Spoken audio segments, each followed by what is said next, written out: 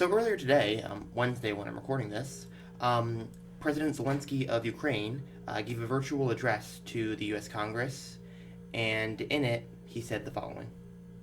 Russia has turned the Ukrainian sky into a source of death for thousands of people. Russian troops have already fired nearly 1,000 missiles at Ukraine, countless bombs. They use drones to kill us with precision.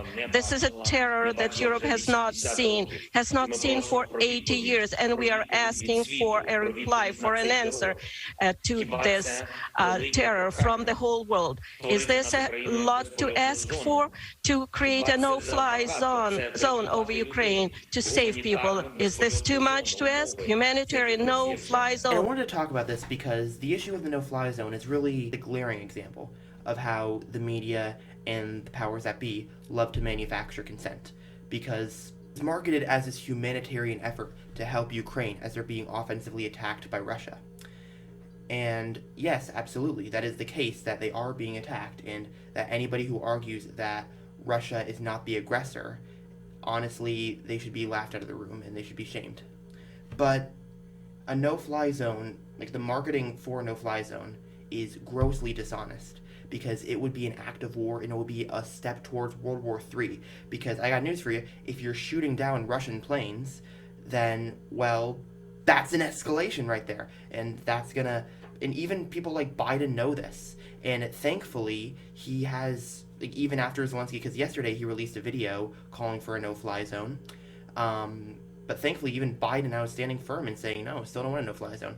And I'm a little surprised he's standing his ground on this. I hope he continues to do so. Now even NATO, like the Secretary General for NATO, is saying no. A no-fly zone is still off the table, even with this plea from Zelenskyy. It is refreshing, I will say, to see that they are still ruling out calls for a no-fly zone. But having said that, the propaganda that has been done to, and I'm perfectly comfortable calling it that, propaganda, because people are not being honest about what it is. And it's led well-meaning people to supporting this escalation and this act of war. And this new poll right here really explains everything right here. As you can see, a significant majority of Americans support a no-fly zone with absolutely no context given.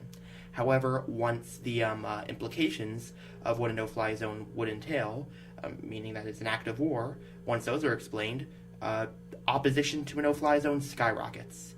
And this really goes to show, again, the manufacturing consent of the media, or at the very least, the omission of key details in what a no-fly zone would entail. Now, thankfully, there are several people making the points as to the dangers of a no-fly zone, but so long as people don't know that, it will continue to be misled into supporting an act of war that would only spark further tensions with another nuclear power, and I hope we can all agree that that's something that we should try to avoid at all costs.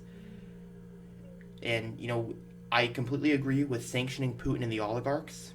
I think that is perfectly unacceptable, in fact, the right thing to do. I think sanctions have gone a little too far because they're actually starting to hurt innocent Russian civilians who, let's be honest, didn't ask for this war. But I agree with sanctioning Putin and the oligarchs, but a no-fly zone must be off the table.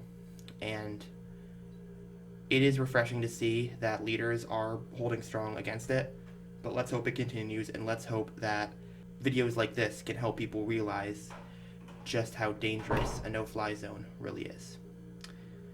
So, that'll be all. Thank you so much for watching this video. If you like what you see, make sure you like, comment down below, and subscribe for more. If you really like the channel, consider clicking the link below to support me on Patreon. If you want to check out related videos, check that out as well, and I will see everybody in the next video. Peace out.